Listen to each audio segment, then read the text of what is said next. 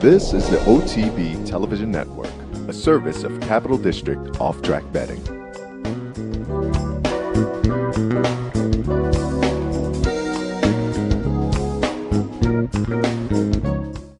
Live from the backstretch at historic Saratoga Racecourse, this is Racing Across America with Seth Merrow. Racing Across America is brought to you by CapitalOTBBet.com, the premier online wagering site in New York State. CapitalOTBBet.com. Sign up today. Pennell's Restaurant, a Saratoga tradition since 1922. 284 Jefferson Street, Saratoga, just minutes from the track. Thoroughfan, giving the fan a voice. Find them at thoroughfan.com. Woodbine Racetrack. Pick, bet, and cheer on world-class horse racing north of the border. And the new Capital OTB mobile app. Wager anytime, any place, anywhere. Download it free from the iTunes Store or Google Play.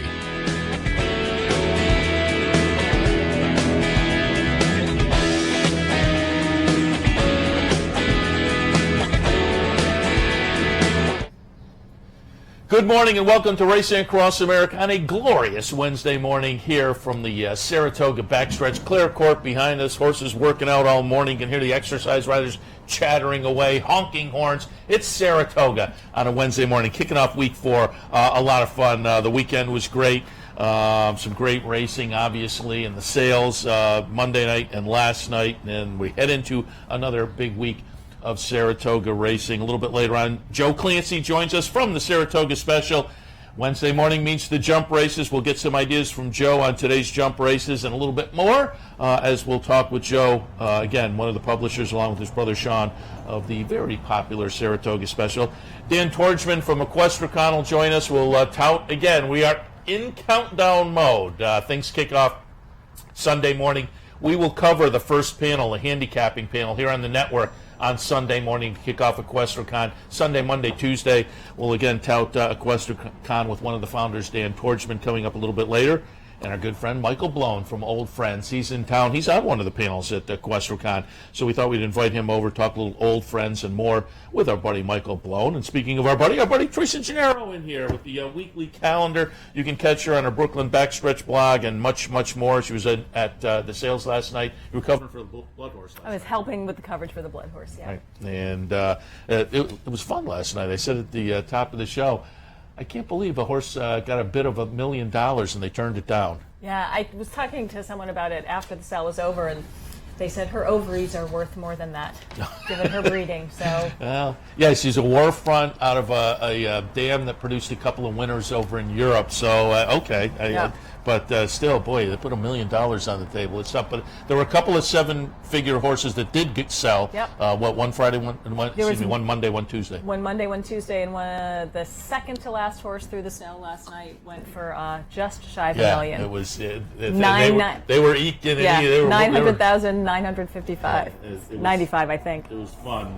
You were there Monday night. There was a little rain Monday night, which I avoided. I said earlier, I kind of worked at home and watched via the internet. But last night, I think because Monday night the weather was a little inclement, it was fun. It was elbow to elbow and a lot of fun. See and be seen on Tuesday night at the sale. It's become quite a scene. It has. In the last 10 years or so, it's become a social event in and of itself. It's fun. And again, to see some fireworks with some 7-figure horses that hopefully we can get to see up here next year. Hope so. All right, let's roll through the calendar. And again, you can find the complete calendar every week at Teresa's website, brooklynbackstretch.com.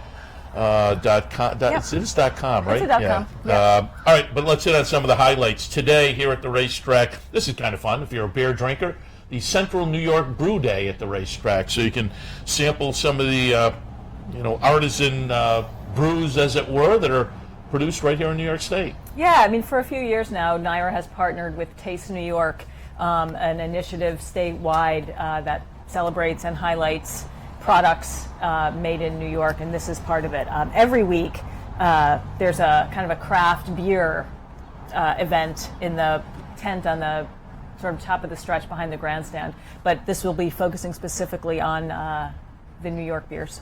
Very good. Yep, all right. And I think it's $5 for 5 samples. That should do you. Pretty good, 21 and up. Yeah. It's Bring your ID. Yeah.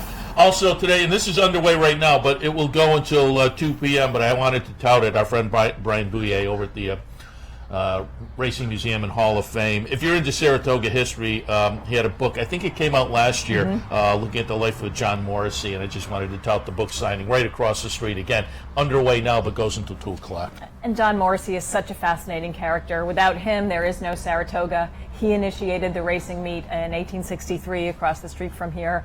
As this cover shows, he was a tough guy. He was a bare-knuckle fighter. He was a speculator, and he ended his life on a respectable note. He was a New York State Senator, much beloved, died here in Saratoga in the Adelphi Hotel, and the local paper said of him that Saratoga had lost one of its most beloved citizens. And again, that's part of the lore and the history of Saratoga. Brian did a great job kind of chronicling that. You can go across the street, pick up the book, and get an autograph as well. The National Museum of Racing Hall of Fame, right on Union Avenue, across from the racetrack, until 2 o'clock today. Great cause tomorrow here at the racetrack. It's certainly worth coming out, and it's worth visiting the websites and whatnot to make donations as well. Fabulous Phillies Day, as they say, for a very good cause. Yeah, and it's supporting breast cancer research. As we discussed when I was on for the first time this summer, I was diagnosed in December.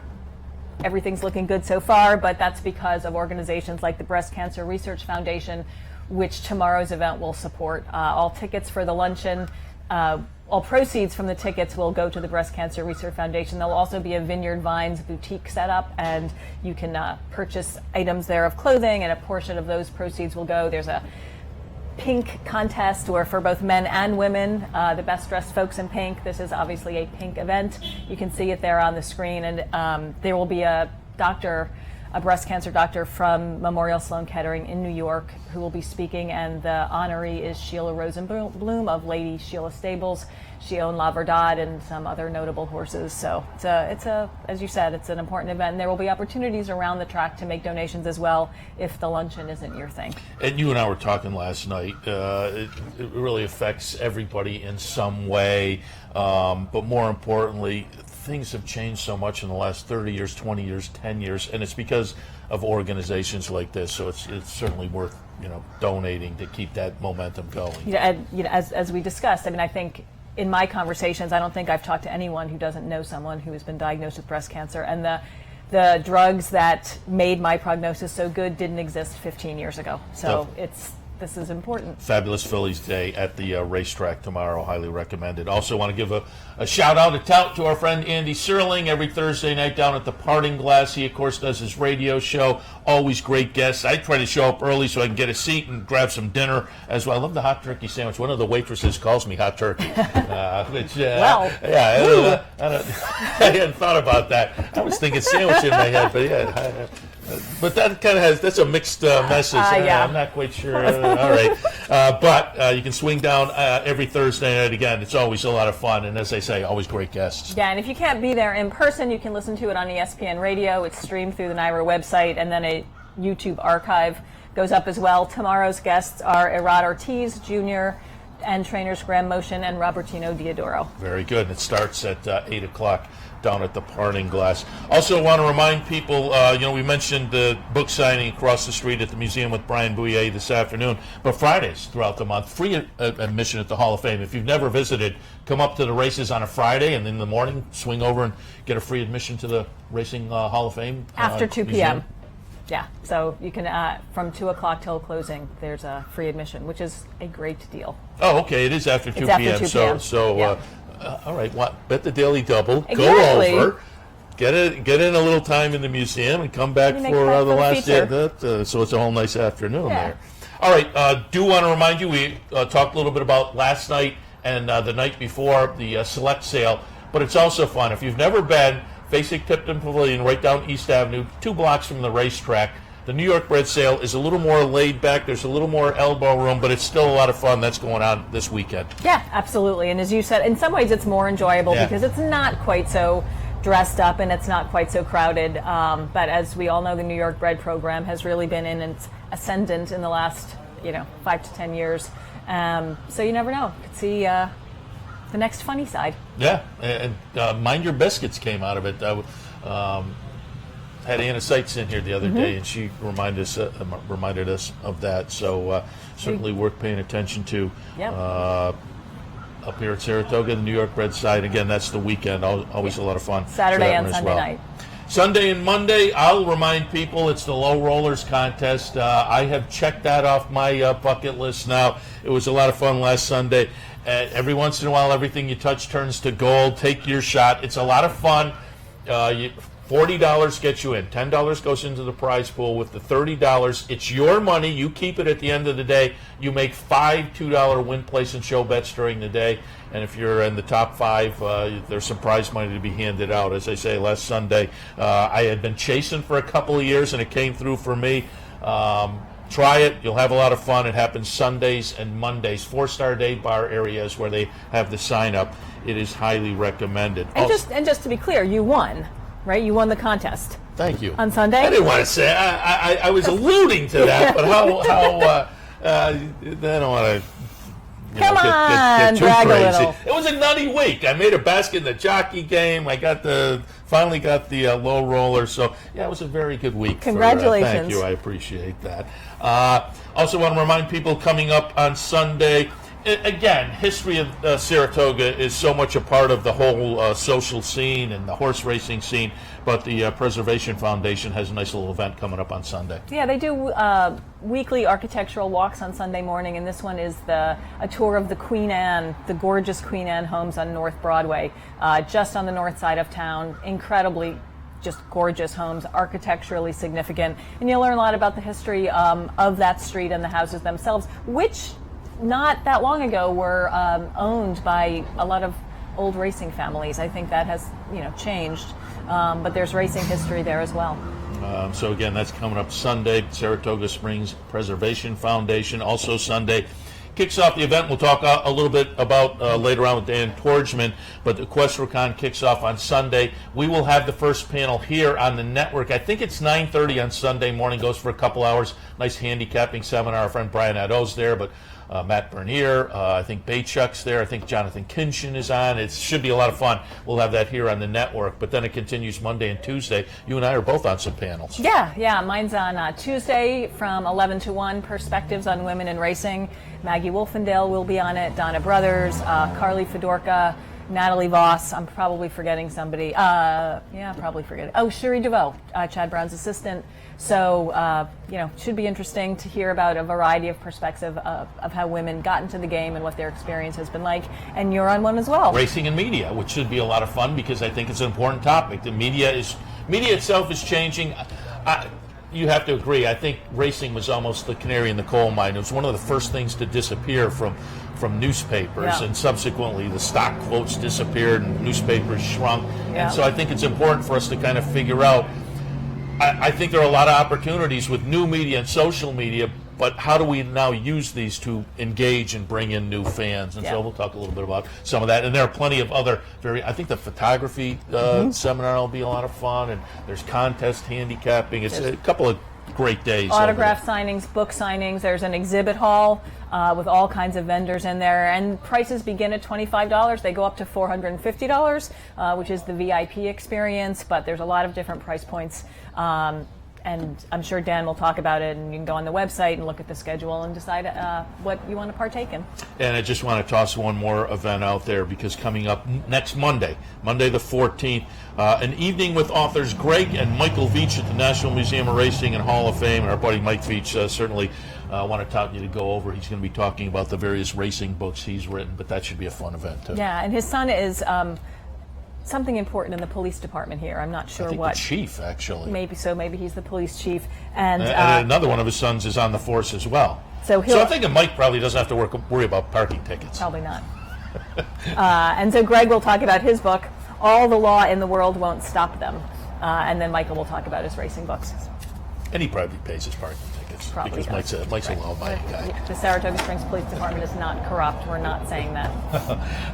But it should be a nice event over at the Hall of Fame. Again, that's Monday night with the Veaches. All right, we'll wrap things up, but I'll again remind people that they can find the complete calendar at BrooklynBackstretch.com. It's also pinned to the top of my Twitter timeline. All right, Teresa, appreciate it as always. Great to be here. We'll head to a break. When we come back, we'll be joined by Joe Clancy. A little bit later on, Dan Torchman talking Equestricon, Michael Blown from Old Friends. All of that right after this. Stay tuned. Whether you're winding down from a day at the track or gearing up for the night, celebrate summer with live music, fabulous food, and the best happy hour in Saratoga. The Diamond Club at Embassy Suites, where the world meets in Saratoga. Nighttime thoroughbred racing is back at Capital OTB. Now through Labor Day, Capital OTB will be accepting wagers on nighttime thoroughbred racing from across the country, featuring evening racing from Delmar and Woodbine, and now it's even easier to be part of the action. Simply log on to capitalotbbet.com on all your digital devices, or use our newly designed mobile app. So even when the sun goes down, thoroughbred racing continues at capitalotbbet.com. Log on today. Don't miss the 2017 Thoroughfan Annual Awards Brunch with special guest speaker Donna Barton Brothers. This annual event is Saturday, August 12th at the Embassy Suites in Saratoga Springs, New York. Go to thoroughfan.com for tickets and information. Runs at him with 1 furlong to run. They've left flat out behind. Fort Larned digs in. Mucho Macho Man runs at him. Fort Larned, Mucho Macho Man. Fort Larned with the heart of a champion. Hey race fans, head down to the all-new Clubhouse Racebook and get in the game. With live horse racing on more than 250 flat-screen TVs, state-of-the-art wagering terminals, fantastic food and drinks, an amazing Vegas-style atmosphere with seating for nearly 900 of your closest friends. Conveniently located at 711 Central Avenue, right off Exit 5 of I-90 in Albany, the Clubhouse Racebook is the better choice. Going on now at Capital OTB. It's Bet 100, Get 100. Simply open a new Capital Bets account. Bet $100 and get $100 cash back. That's free money just in time for Saratoga. Bet 100, Get 100. Now at Capital OTB. Relax with a signature cocktail or one of our world-class wine selections while enjoying indoor or outdoor dining for lunch and dinner. The Diamond Club at the Embassy Suites, winner of the 2016 and 2017 Wine Spectator Award of Excellence. This is Racing Across America with Seth Merrow.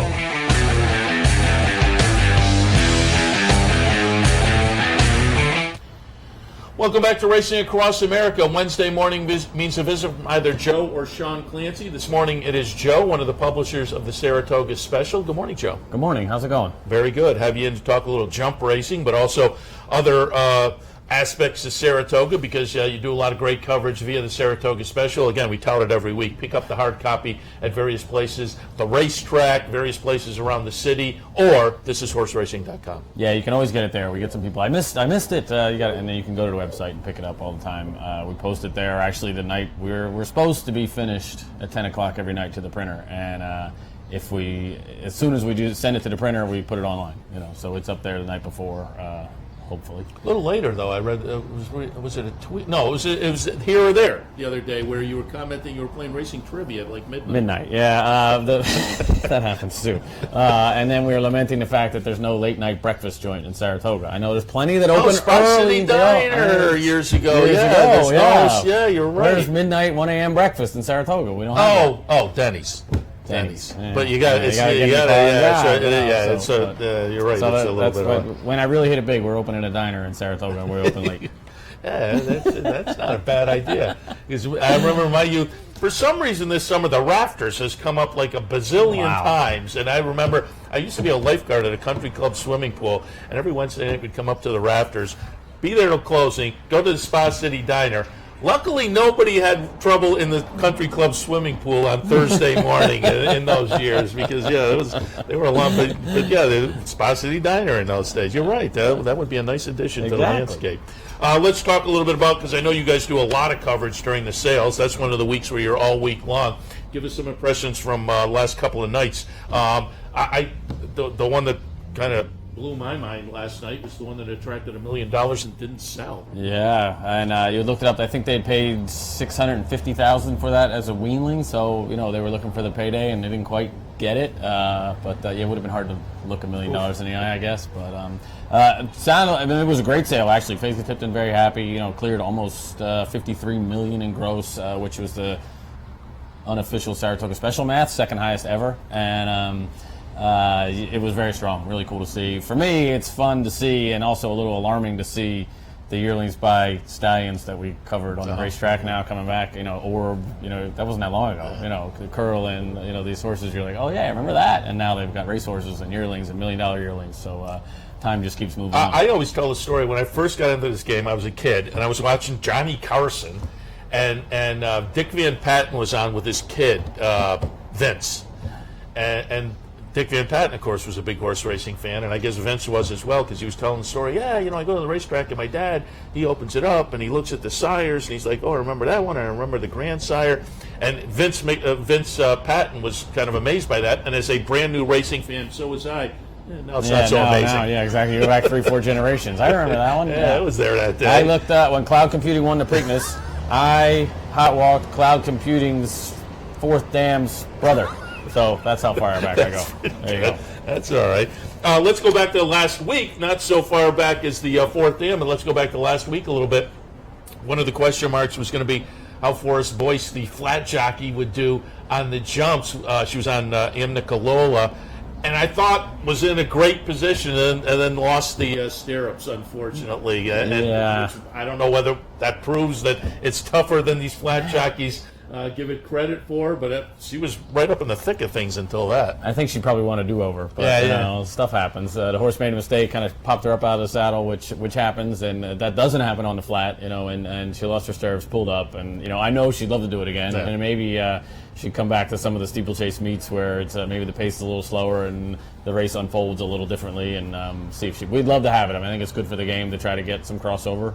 Owners, trainers, horses, jockeys, whatever we can do, it's good for the game. Yeah, it was a fun story, and just watching her come through and take the two jumps in front of the stands the first time and see how she handled those, it made kind of a fun and intriguing extra story last week. Also, before we move on to today, again, you guys with the Saratoga Special cover the racing and the social scene and much, much more. Handicapping available every racing day. Your handicappers do a great job as well, but give us some thoughts on the weekend, particularly Gun Runner and the fluky shoe in the tail story. Amazing, right? Everybody said, I've never seen that. So it was forget the shoe for now. That was a performance. Yeah. That was a very good performance. Would make you think he's going to be very tough going forward this fall, no matter where he goes or who he runs against. He just did that so easily. And I actually talked to Florent Giroux after, and I'm like, was it as easy as it looked? And he said, yeah. It was. So impressive horse, fun to see. And hopefully, he gets another crack at Arrogant, and we'll see how they run this fall. And there is the shoe in the tail, just an absolutely incredible fluky thing. And for folks who aren't familiar, on the coming into the final turn, one of the horses lost a shoe, and it went, 20 feet up in the air, comes down and gets caught in Gun Runner's tail. And then there was the side story. They tried to throw the shoe away, and I guess they had to go back and buy it because the horse that came off was the Paolucci Rabbit. And somebody said, well, I got the shoe off I got the rabbit's foot, essentially. So, it was lucky. A lucky horseshoe. I'll play it around. American Gal looked good in the other grade one, the test. Yeah, very impressive. And, you always respect the California horses when they come. And, especially the sprinters. Exactly, especially the sprinters. And she was, I walked into the paddock just as that race was, they were in there getting saddled, and she kind of walked past me, and just the look of her, she looked like a fast, freaky sprinter, and she ran like it. Yeah. Really impressive. Couple of nice grade ones on the weekend, and Green Mask sprinting in the Troy this weekend I thought was also kind of impressive. Yeah, cool race. Which I think is going to have a grade next year. I would think the way those races are going, there's more and more of them, and more horses are doing it, and different kinds of horses coming out. You see horses cutting back from a mile to it, and the turf sprint division used to sort of be, we can always do that. Now it's become a division. Yeah. $250,000, and you looked at the field and said it should have a grade this year, but next year I think almost certainly. All right, let's take a look at the jump race for today. Today's the only jump race this week, which was the schedule from the beginning. And those are this week. They built in a couple off days on the Thursdays to kind of help the horse inventory a little bit. Steeplechasing gets under a little pressure to fill 2 races every week in the different divisions. Almost all the horses train on farms. They're not at the racetrack, so they're shipping back and forth. They're at the mercy of the weather in terms of training sometimes. So to get 2 days off kind of just spaced everything out. They also helped them get 4 weeks between the Smithwick and the Turf Riders, which horsemen wanted. It was 3 weeks, and 4 weeks is just a better setup for horses nowadays. All right, the opener today is a $70,000 handicap, 2 3/8 miles. When I looked at this race, I pulled up charts from last week, and it seemed like the 2 winners last week both came from off the pace. Not necessarily come from the clouds, but they were from off the pace. And you think of that without that last jump, you think it's a kind of a sprint to the wire, and maybe a horse out in front who's kind of loping along will have an advantage. It just didn't seem that way to me last week. So I was looking for a horse with a little bit of a closing kick. I went with Fantastic Song, and I pulled up the Parks race from July 11th. Fantastic Song in here is going to be the number 2 horse and wind up running third, but will make a nice closing kick to get third. Now the 9 is going to win, Dapper Dan. 4 runs second, and again, number 2, Fantastic Song, gets up to run third. I was just looking for a closing kick in here. I think the Shepherd horse on the outside, the 8, and the 1 Orchestra Leader both have speed. Between those two, if a speed does hold up, I like the Shepherd horse. But I just took a shot with Fantastic Song on maybe a closing kick. But what did you think in the opener today? Yeah, that's a nice horse, classy horse from a very small outfit, Fennica Bentley. Her husband Dave Bentley used to ride over jumps and won some races up here, and they're based in Fair Hill. And classy horse, actually. He raced for Chad Brown on the flat. He won his debut here as a 2-year-old, was third in the Pilgrim, and then worked his way out of flat racing, went to Michael Matz, and then became a jumper. And I think you're right. The flow a little bit is the last fence changes it. I don't think you want to be too far back and try to make a big looping move, but I also don't think you want to be up front battling for the lead. With the couple races up here, the first race of the meet, 2 horses were on the lead together, kind of cooked each other. The other race, Alcazar de Maram was in front. The horse went to him early and kind of burned out both of them, and somebody came along and picked up the pieces. So I think that's the right idea, to try to find some horses like that, and it's all pressure. I think an easy lead is a horse can maintain it. I think the horses don't get an easy lead here for long. They might get it for a lap, but then they go after them because there's no last fence and they can ratchet some speed into it. I kind of landed on the 2 Jack Fisher horses. I went with Coral Society just because I think he'll be a little bigger price than Selection Sunday. Won the Smithwick up here a few years ago, missed a year with an injury, kind of working his way back into form, ran at Parks on the flat, and just sort of hoping for a little bit of value. He's got some flat form. He was with Derek Ryan, won 4 races on the flat, I think, before he switched to jump racing, and just kind of thinking he's coming into it. Selection Sunday to me is the horse to beat no matter what, and he's another one with some flat connections. Alan Goldberg had him, and Jack Fisher buys a lot of horses from them, and I think they ran him this spring. He was going to run in a 3-mile race, and he looked like he should win, and lost a jockey there, and so kind of regroup and come to Saratoga, and he fits just under the sort of limit for this handicap. Those 2 are at the top of the list as far as the handicap ratings go, and Coral Society, Jack Hat's blinkers, which will be interesting to see if that sharpens him up a little bit too. I will also mention I'm getting 13 pounds from your horse. Yeah, exactly. Right. Yeah. No, that's kind of a fun race like that because it shakes out where there's some horses getting weight and makes you take a look at them. Hard Rock 11 has won here before. He's usually up front. I don't know. Put him in the mix. Yeah, I don't know. He's hard to figure out because he ends up in front when he's alone. He's very tough. Hard Rock 11. I looked at this is one of those where I like the year-to-year thing. He kind of came here last year off a little bit of a dud on the flat at Parks and ran pretty well up here. Well, he's coming off a little bit of a dud on the flat at Parks, exactly. So maybe the similar situation. No, it'll all figure out. It'll all sort of be based on how he is up front. If he's alone up front, very dangerous kind of horse, and I don't know if they'll leave him alone, basically because he's kind of proven that that's the way he likes to run. Joe, folks can catch you in the pregame show, the NYRA pregame show, looking at race number 1, and then just before race number 1, you and Andy will be in the paddock taking another look at it, so folks can check you out there as well. But always at the website, thisisHorseRacing.com, pick up the online copy of the Saratoga special or pick it up around town. It is highly recommended. Joe, thanks for the visit. Thanks for having me. All right, Joe Clancy, we'll take a break. When we come back, Dan Torchman. We'll talk a little Equestricon, a little bit later, Michael Blown to talk old friends. All of that right after this. Stay with us. This is Racing Across America with Seth Merrow.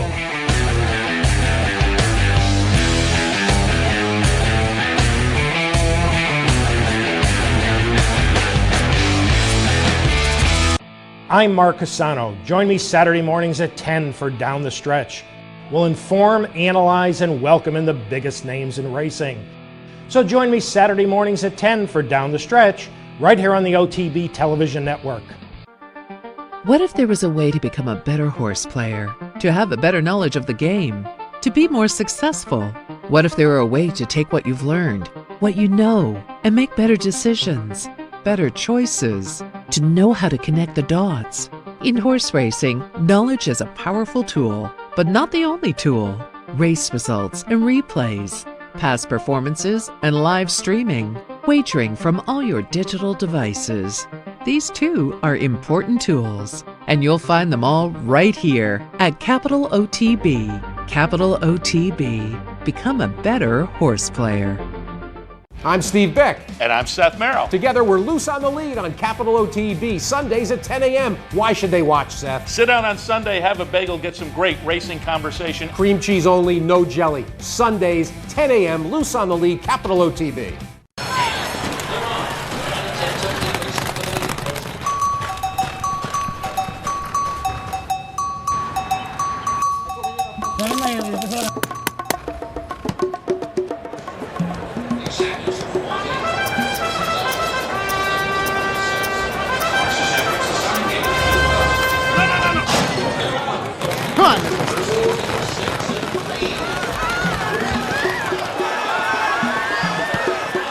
In a recent study of some of the top online wagering sites, Capital OTB won big in total player rewards, far surpassing some of the best-known wagering sites in America. While other rewards programs simply offer you points redeemable for gift cards, Capital OTB's rebates are paid to you in actual cash. Plus, Capital OTB gives you full and immediate access to your money. So if all you're getting now are points and gift cards, join Capital OTB Player Rewards today and get cash back. Visit CapitalOTBBet.com and sign up today.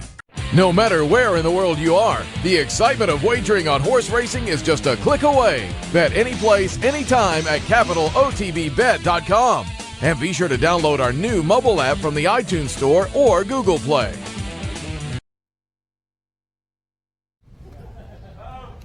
Welcome back to Racing Across America on this Wednesday morning. As noted before the break, happy to be joined now by Dan Torgman from Equestricon. You can also find him on America's Best Racing. Your own website, tout that a little bit as well. It did, yeah. It's been a funny evolution of kind of going from fan to race ambassador, trying to bring fans to the sport of racing, and now sort of, I guess, entrepreneur, which is a scary word, but that's what we're doing. This is the evolution. We're trying to bring more people into the fold, so it's been a lot of fun. Denonymousracing.com. Yeah, that's where a lot of people know me as Denonymous Man from Twitter. So, yeah, it's just funny how social media kind of really led to this sort of snowball, and here we are today. There's a lot of people now in the game that kind of got in with the introduction of the internet and through blogging at one point, now through Twitter and some other things. So it is interesting to look around the game and see those names and faces. I also noted looking up some bio information last night. I'll toss out there. A fellow SU man. I love that. That's right. Go Orange. Yeah, I mean, I went to school, actually. I mean, most people know if you go to SU, I mean, a lot of times you're going there for journalism. I did go for journalism. And I worked in TV for a good number of years, touring the local news, doing the local news circuit, NBC, CBS, ABC across the country, and always followed racing as a fan, and really that's all I was a fan and a bettor, to be honest. And then just, eventually, I mean, the thought of actually working in horse racing never seemed real to me. And then when the opportunity presented itself, I obviously jumped at it. It was, I can say from personal experience, although when you went, there was probably a little more internet connection. For me, it was hard to follow horse racing when I was out there. I mean, the closest was Vernon Downs, which I didn't make make any trips to. But that's all right. We went to Vernon Downs one or twice. I'd say to people out at SU, yeah, I'm a racing fan, and they start talking about stock cars, and they no. But talk a little bit about how you actually became a fan. How did you get into the game? What drew you in? Yeah, I mean, this is a story that I'm sure a lot of people are familiar with. This is, my dad. My dad actually was born in Morocco, spent time in France growing up, and grew up on some of the racing in France. And, he came to the U.S. in the late 70s, and he really didn't know anything. He didn't have any friends or anything else, but he did rent an apartment near an OTB. And so this is in Brooklyn, and so he said it was just sort of incidental. Like, I mean, it wasn't intentional or anything like that. That he was that close to the OTB, but he rents this apartment, and he's next to the OTB. So from a very early age, I remember my dad not necessarily taking me inside the OTB, but going into the OTB himself, getting the tickets, and then we'd go back and watch races at home. The Derby and mainly the Triple Crown races. So that was it. I mean, I was a fan. I was a casual fan, I would say.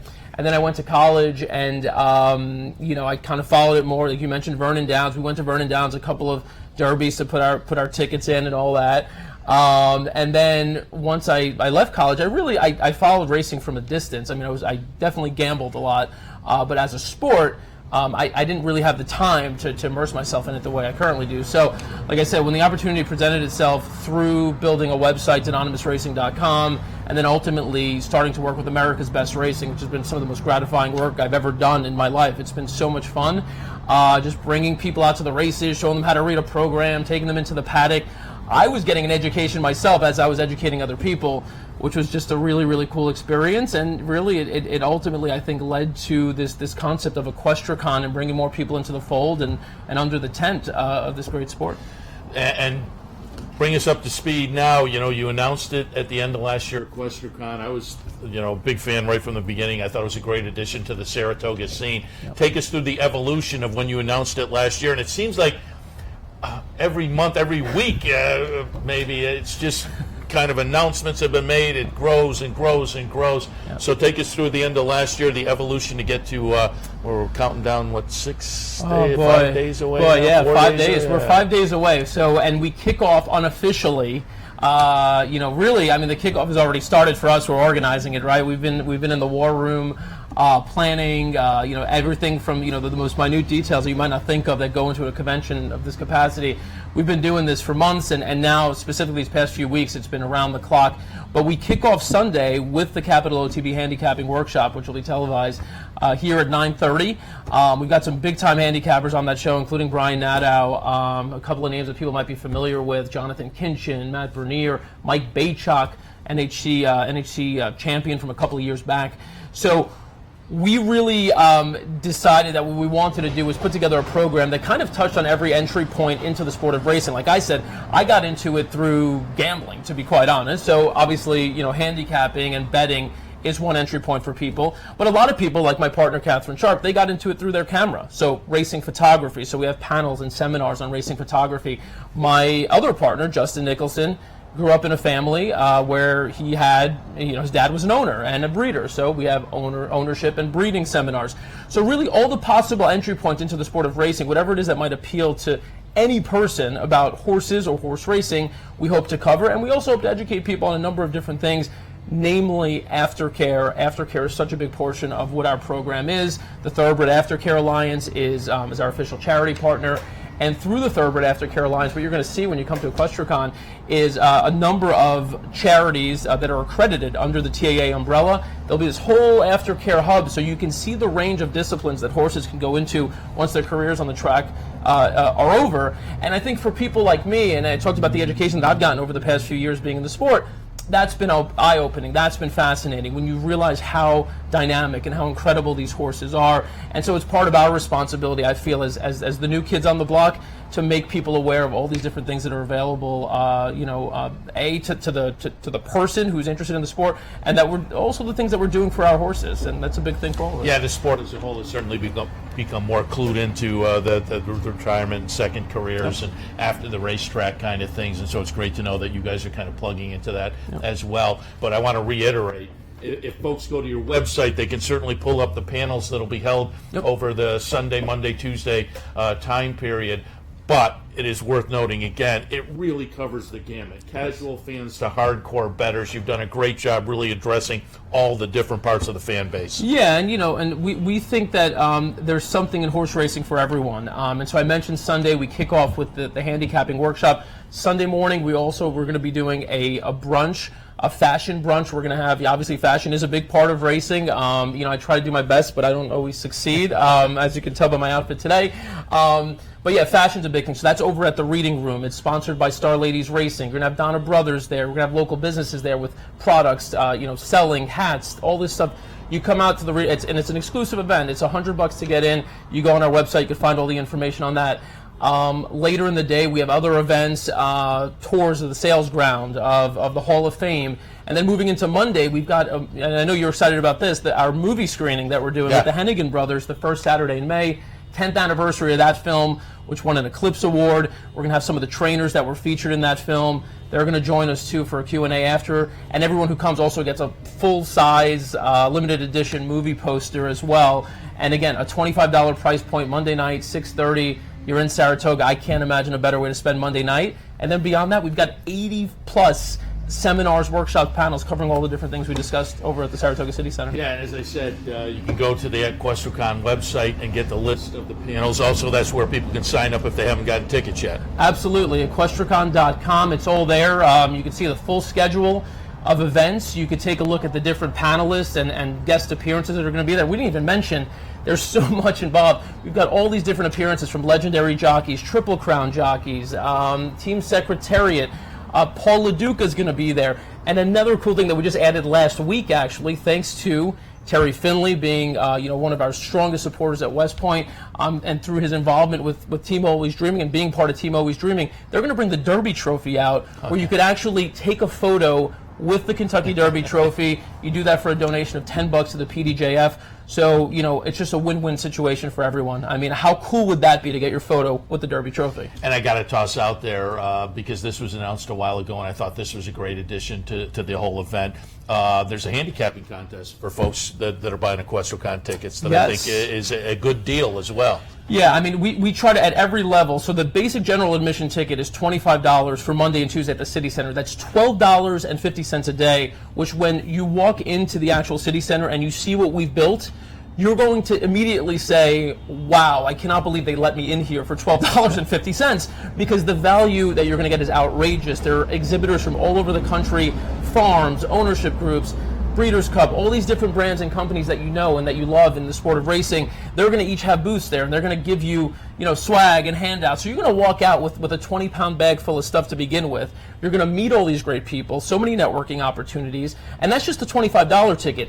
The panel pass ticket, which gets you access to 24 additional panel, workshop, seminars, will also get you auto entry into an NHC qualifier that's exclusive to people buying panel and VIP passes. So you're not talking about an extremely large pool. It's only limited to the people who are buying those panel and VIP passes. It's a $125 price point, and if you've played online tournaments, if you've played NHC qualifiers or BCBC qualifiers, you know that they generally range from $150 to $200. So in that qualifier aspect alone, you're already getting your money's worth for the purchase price of the ticket. And doesn't it include that $50 handicapping tournament entry fee, the NTRA annual fee? That You get a 1-year NHC tour membership. That's a $50 value, right off the bat. Plus, you get entry into this NHC qualifier. So, it's true. We, as much as possible, we're trying to convey to people this value that you're getting in this ticket is truly unparalleled. It's really a no-brainer. If you play tournaments at all, you should have your ticket at hand. Even if you don't plan on attending the convention, just as a matter of somebody who is good with money and money management, you would have made this investment. So, we're excited about that as well. I had Justin and Katie, the other founders, here the other day. I asked them this. I'll put you on the spot, too. You don't have to say it's your top or your favorite or anything, but a panel or two you're looking forward to. So I am actually moderating a panel, which I don't, hopefully I can get my, all my, sort of my thoughts together, coherently when I'm actually with everything that's going to be going on. But I'll be moderating a panel on how to start your career in racing. As I mentioned to you a minute ago, I wasn't born into this sport. I had zero connection to the industry. In fact, I didn't even really make my initial contact with anyone in the industry until I hit my late 20s and early 30s. I think it's really cool to have this discussion with people. What you hear about racing all the time is that, you got to know somebody, you got to be related to somebody to get a job in racing. It's not true. I'm living proof, and a couple of our other panelists, including Acacia Courtney, who's going to be moderating the Capital OTB handicapping workshop on Sunday, living proof of people who literally just put their heart and soul into this sport. If you follow your passion, there are so many paths into this industry, and I think we try to touch on those in some of the workshops and seminars that I'd mentioned, including the photography one. We have a media and marketing panel. So really just trying to convey to people, this message of, if you commit yourself to it, we want to provide you a platform upon which you can actually start making some of these connections. You could start a career in racing, you can advance into another position in racing, whatever it might be.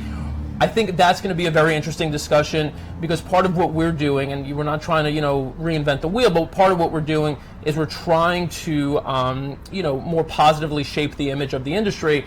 And part of our message, it really and truly is, doesn't matter who you are, where you're from, horse racing has something for you. And if you're interested in starting a career in racing, if you're interested in becoming a more serious handicapper, if you're interested in becoming an owner, there are ways, there are avenues for you to get there. And all of that coming up, kicking off on Sunday, Monday and Tuesday as well. Most of the events at the City Center, but plenty of things happening kind of around town as well. You can learn more at EquestriaCon.com. Highly recommended. I'm looking forward to it. I talked to Justin and Katie with you in here this morning. I can see the enthusiasm. I'm right with you. I think it's going to be a fun addition to the Saratoga racing scene, and hopefully for many years to come. So, Dan, we appreciate the visit this morning. I talked to Justin and Katie in the paddock a couple of days ago. I said, "You excited?" They said, "Yeah," but clearly the prep work has started for you guys. They said there was envelope stuffing that night, and the countdown has begun, but I wish you guys a lot of good luck. Thank you so much. You guys have been absolutely wonderful to us, and people should know, people watching should know, this is more than just a show that you guys put on and go home. You guys truly do care about this sport, and we appreciate the support that you've shown us. Really do. I appreciate that, and again, good luck with the EquestriaCon. Thank you so much. Looking forward to it. All right, we'll take a break. When we come back, Michael Blown from Old Friends is in the house. We'll talk a little retired horses with Michael Blown down in Kentucky and much, much more. Stay tuned.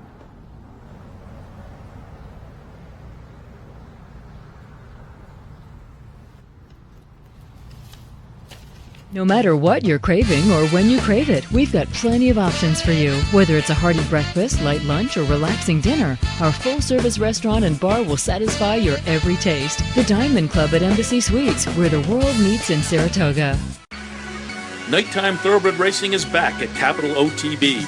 Now through Labor Day, Capital OTB will be accepting wagers on nighttime thoroughbred racing from across the country, featuring evening racing from Delmar and Woodbine, and now it's even easier to be part of the action. Simply log on to CapitalOTBBet.com on all your digital devices, or use our newly designed mobile app. So even when the sun goes down, thoroughbred racing continues at CapitalOTBBet.com. Log on today. Don't miss the 2017 Thoroughfan Annual Awards Brunch with special guest speaker Donna Barton Brothers. This annual event is Saturday, August 12th at the Embassy Suites in Saratoga Springs, New York. Go to thoroughfan.com for tickets and information. Hey, race fans, head down to the all-new Clubhouse Racebook. With live horse racing on more than 250 flat-screen TVs, state-of-the-art wagering terminals, and amazing Vegas-style atmosphere. The Clubhouse Racebook, 711 Central Avenue, Albany.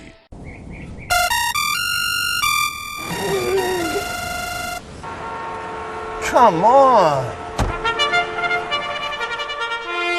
I want sales reports on my desk by Monday. Whoops. My bad. Love racing? RTN brings you every live simulcast on your home television, plus live video streaming and race replays on your PC and mobile devices. To order, visit RTN.tv.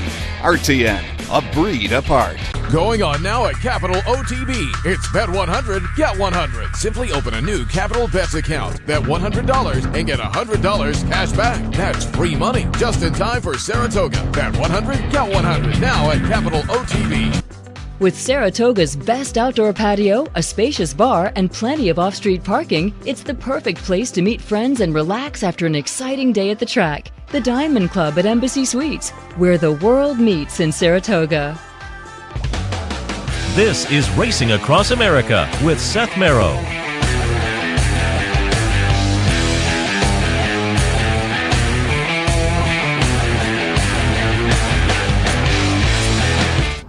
Welcome back. Yes, we are always happy to be joined by our friend annual event here as he makes it to Saratoga each season to enjoy the events, the races, and dime supers as well. Good morning, Michael. Hi, Seth. Good to see you. And I know Monday you had a couple. I see Michael and every summer he's got a good dime super story, and you had a good one on Monday. And I will tout, I'm not a dime super guy, but I know a lot of people who are, and you were telling me the story, a dime super on Monday had the favorite on top. With the favorite on top, you got $70 back for your time. $78 back. All you got to do is figure out which horse is going to stumble to the finish line behind the tiring speed. That's a decent number there for a dime, and so if people are playing around, keep that in mind going forward. But again, you are essentially the major domo down at Old Friends in Kentucky. We had Joanne Pepper here a couple of weeks ago. She moderates up the road at Old Friends Cabin Creek, the Bobby Frankel division. We know there are some famous horses up there, like our friend Zippy Chippy, but give us a little... This is a present from Joanne. This is sand from Zippy Chippy's paddock. When Joanne was on, I said I had visited the website and saw that in the gift shop up there was a new edition, Sand from the Paddock. I said, that's a great idea. That's fun. So this is a Zippy Chippy. Zippy Chippy's a nice... It will be featured prominently in my apartment. But give us a little rundown of the roster down at Old Friends, Kentucky. I know we have a picture here. I know we have a little video. I think the video is Game On Dude, but we also have a picture, a name certainly familiar to New York horse fans. You have Futuro, but you have a Firm Success down there as well. Give us a little rundown. It's been unbelievable. We've been so fortunate lately.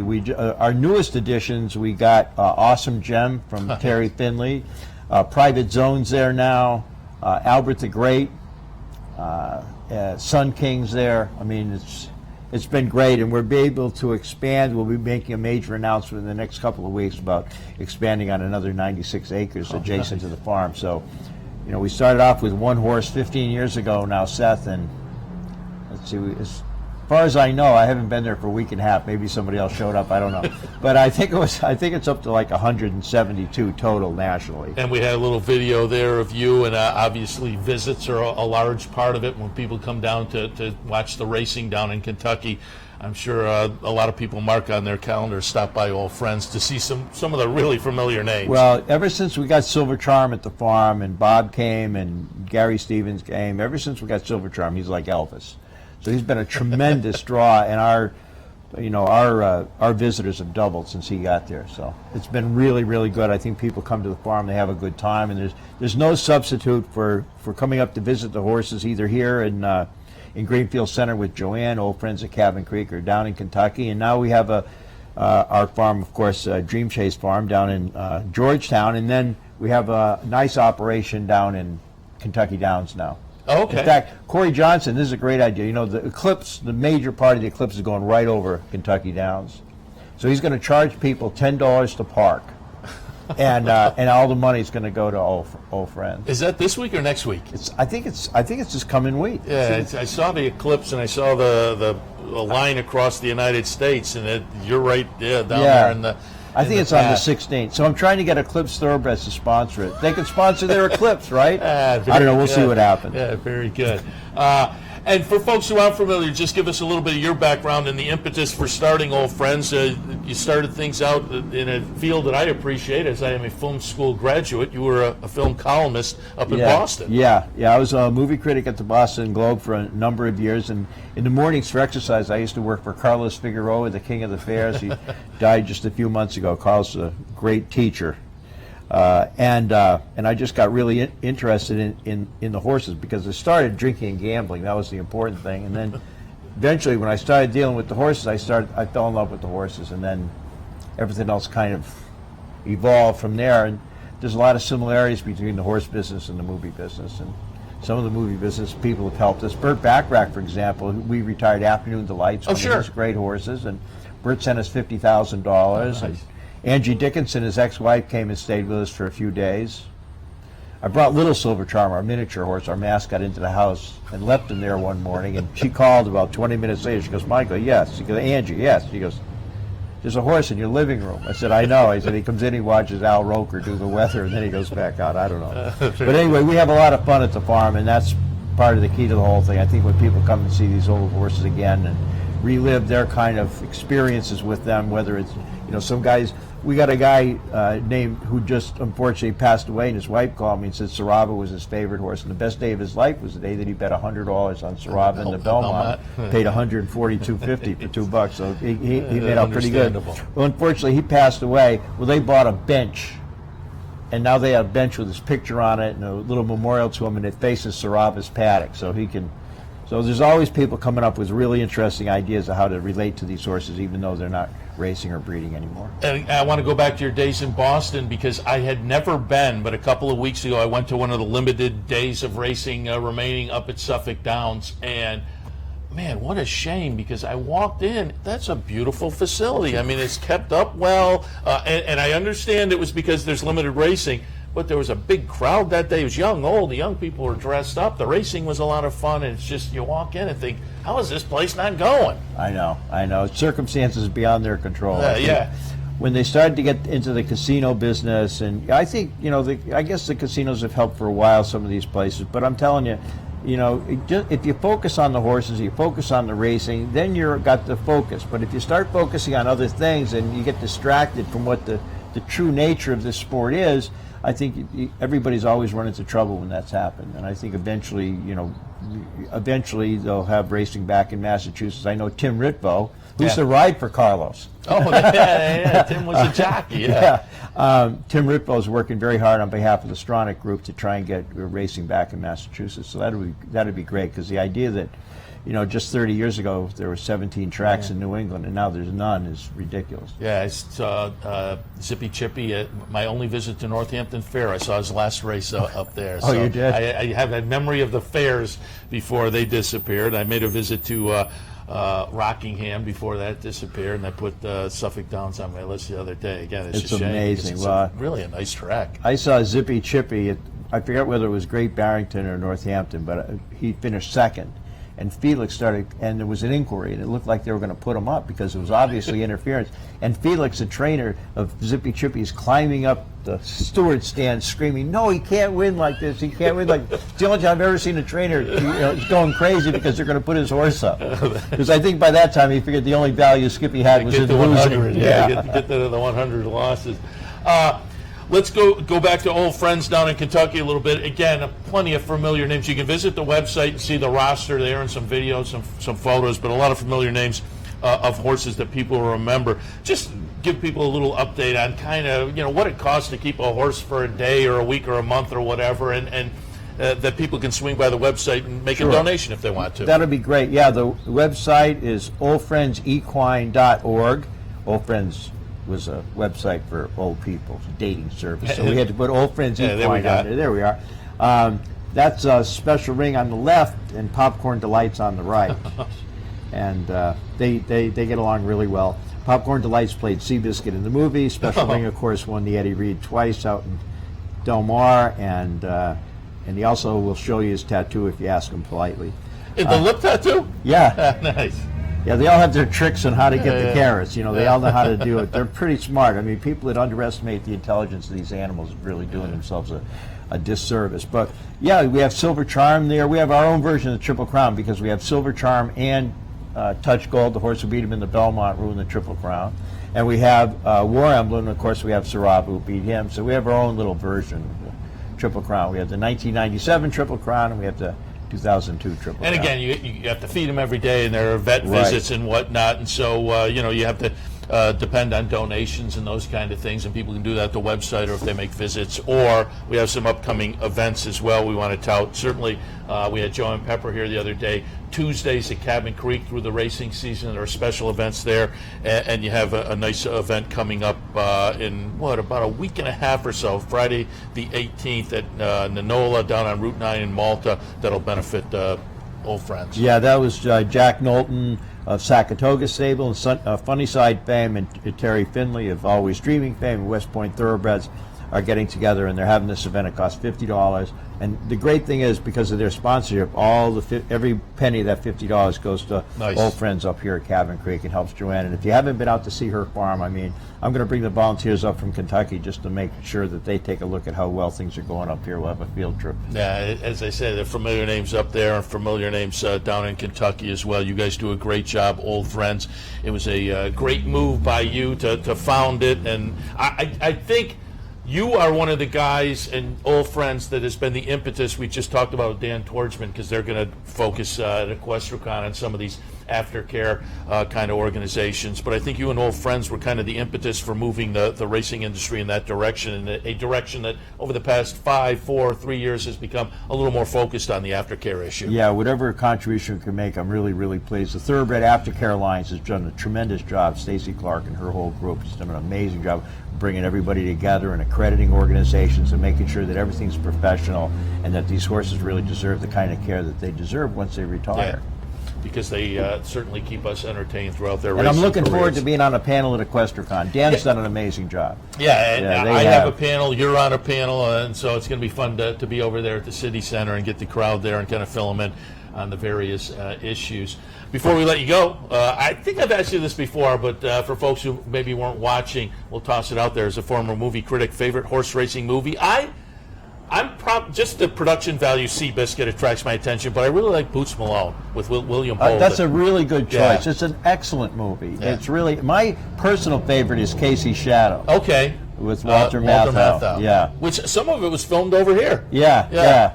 Yeah, and Walter was a great horse player. Some of my best interviews, we should talk about this sometime, but some of my best interviews occurred at racetracks. Marty Ritt at Belmont. I could go through the whole list. That's funny because if you think about it, I mentioned Dick Van Patten earlier. He was a big racing fan. Mel Brooks, a big racing fan. There is and I guess if you look at the early days out there, Del Mar used to attract a big Hollywood crowd.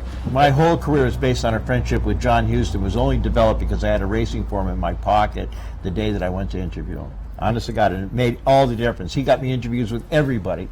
And we went to the track and we did all that. It was really amazing. Now I do want to plug in that interview. John Huston, as a film student myself, I want to hear the John Huston story. And I will ask you before we go, have you seen 5 Came Back on Netflix yet? Speaking of John Huston, pull that up. It's John Huston and 4 other directors. Oh, John Ford, Frank Capra. Yeah. When they came back from the war. Went over and did film work during World War II. I will highly recommend it to everybody. It's a Netflix special, and I think there's 5 episodes. They're really good, though. I can't wait. Yeah, it's really worth checking out.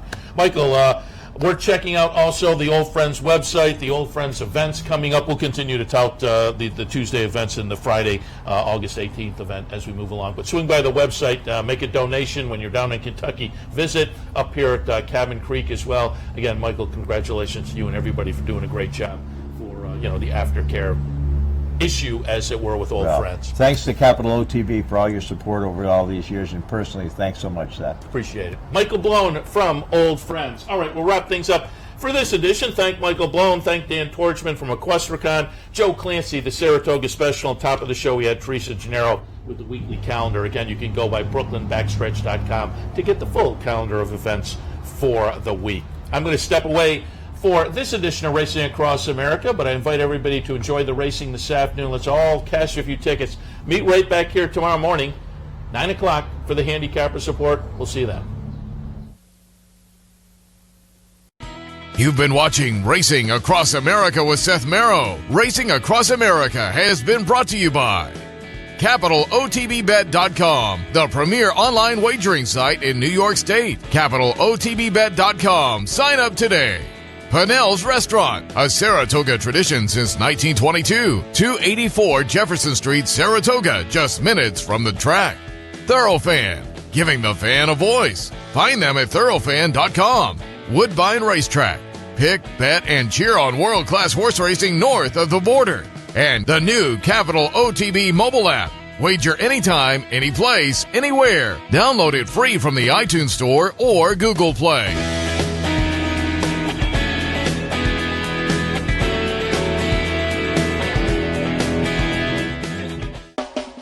You're watching OTB TV, a service of Capital Off Track Betting.